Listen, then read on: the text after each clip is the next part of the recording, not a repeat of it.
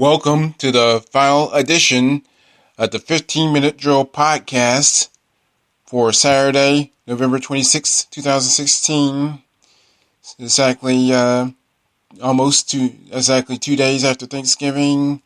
And then we just wrapped up Black Friday, the first full shopping day of this 2016 Christmas season.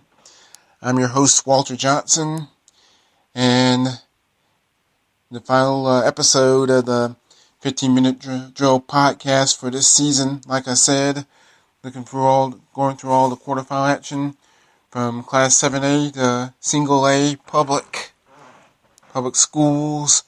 So not much time to waste. So I'm going to go ahead and get started. I'm going to start in Class 7A as always, and the quest for the three-peat is over for the Colquitt County Packers, and the Packers saw their 8-game winning streak after starting 0-4 in the season come to a miserable end at the Hog Pen in Moultrie on Friday, November 25th, as the Grayson Rams out of Grayson, Georgia, in Gwinnett County, Metro Atlanta, rolled to a convincing 49-21 win. And let's see, it's been an up and down season for this Colquitt County Packers squad. Starting the season 0-4, losing to the likes of losing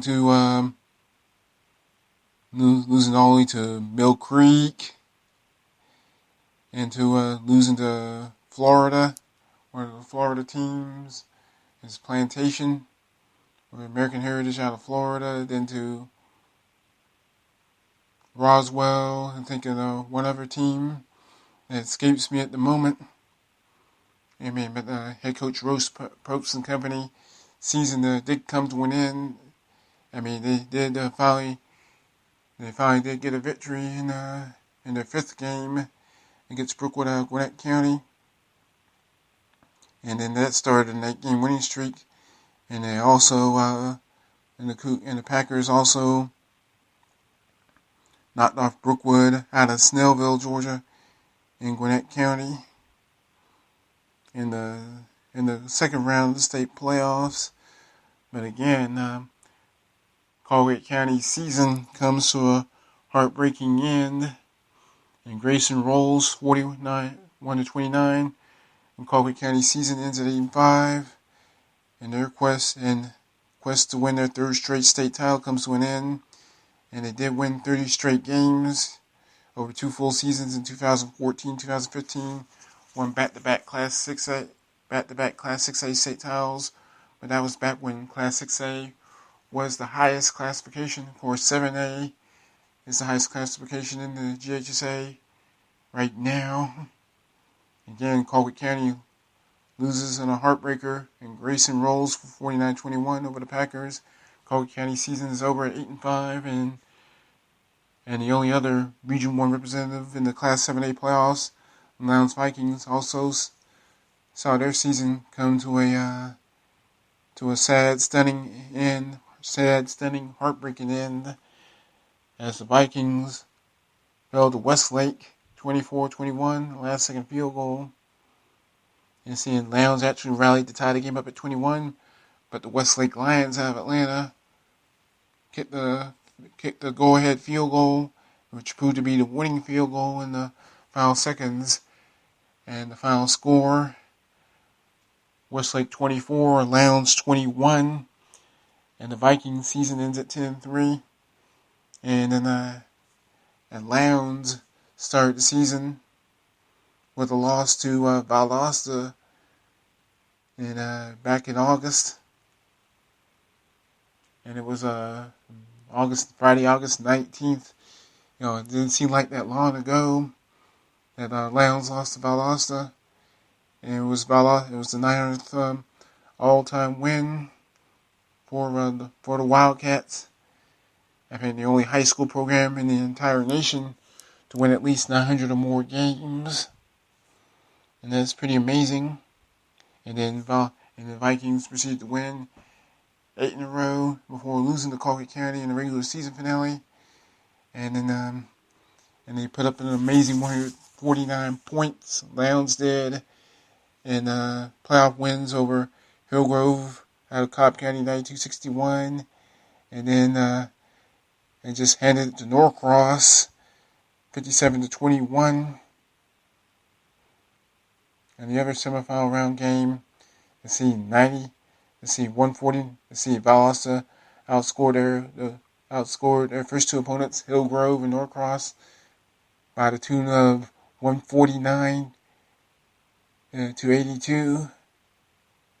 I mean, who does that? Unfortunately, though, Westlake was the better team on this Friday night, November 25th. And final score once again, Westlake 24, Lowndes 21. Westlake improves to 10-3 overall, and Lowndes' season ends at 10-3 overall. And speaking of those Valdosta Wildcats, we move on to Class 6A, and the Wildcats move on to the semifinals with a 31-21 victory over the Stevenson Jaguars out of DeKalb County, Georgia. And a lot of schools in the DeKalb County. It's been that way for years, and Valdosta is now 12-1, and the Cats haven't lost since they lost their only game of the season to these Class 7A Colquitt County Packers. Packers go to 12-1 on the season. And next up for the Wildcats, a long trip up I-75 from South Georgia into North Georgia, Northwest Georgia more specifically, to take on the Dalton Countermounts. And the Dalton Countermounts improved to 13-0, and they remain undefeated, but had to hold off a very scrappy and stubborn Coffee Trojans team from Douglas, Georgia, in the southeastern part of the state. Final score, Dalton 30, Coffee 28, and Coffee was the last team from, Coffee was the number 4 seed out of Region 1-6A, coming into the state playoffs. And won a couple of first round games, and then gave Dalton all can handle, but still fell a couple of points short. 30-28, Dalton holds off Coffee, and it will be Valdosta at Dalton next week. And the winner of the Valdosta-Dalton game will face the winner of the game between north side of Warner Robins and Tucker.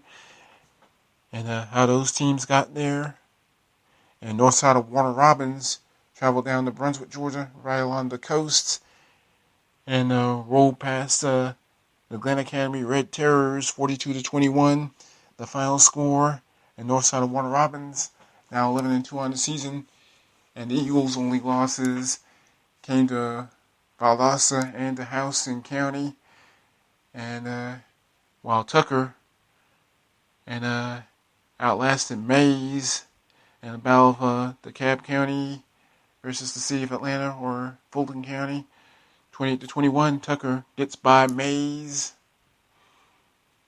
That should be a good matchup next week. Northside Warner Robins against Tucker up in DeKalb County, right near the heart of Metro Atlanta. And that would be amazing. It would be fitting. I mean, two of the most storied high school football programs in Georgia, Valdosta in South Georgia, north side of Warner Robins in Middle Georgia, squaring off for the state title in Class 6A. And also, it would be fitting that both of those teams would be from what obviously is the toughest region in all of the state of Georgia, regardless of classification, in GHSA Region 1-6A. That'd be very fitting. But of course, first things first, Valdosta has to go on the road, make that long 300-plus mile trip up to 350-plus mile trip up to Dalton, Georgia, to take on the Dalton counterparts, get a victory there, and then north side of Warner Robins will have to win at Tucker, up in Metro Atlanta, right near the big city. And it'll be interesting to see what happens. And moving on to Class 4A, and another team who's season ended in heartbreaking fashion. The Cairo Syrup Makers and the Jefferson Dragons from Northeast Georgia, just north of Athens, rallied in the closing seconds to end the Cairo Syrup Makers season, 17-13 the final score. The Jefferson Dragons out of Jefferson, Georgia, pick up the victory, and Jefferson is now 12-1, and the Cairo Syrup Makers, who came into that quarterfinal game in Class 4A on a 10-game winning streak, and their only regular season loss came to the Thomas County Central Yellow Jackets. And their season ends at 11-2, and their 10-game winning streak snapped. And like I said, the Cairo's season comes to an end at 11 wins and 2 losses. So heartbreaking end for the Cairo Syrup Makers. And moving on to Class AAA, the Crisp County Cougars are still undefeated. And as they just absolutely pummeled the Pierce County Bears from Blackshear, Georgia, and Southeast Georgia, just northeast of Waycross. Final score in that contest: Crisp County 56, Pierce County 21. And Crisp County jumped out to a commanding 49-7 lead at the end of the third quarter. And unlike last week's game against Lovett, where they had to rally in the closing seconds to win 30-29. I mean, the Cougars from Cordele left no doubt, and the Cougars made sure, and they didn't have to depend on a rally in the final seconds to win that game.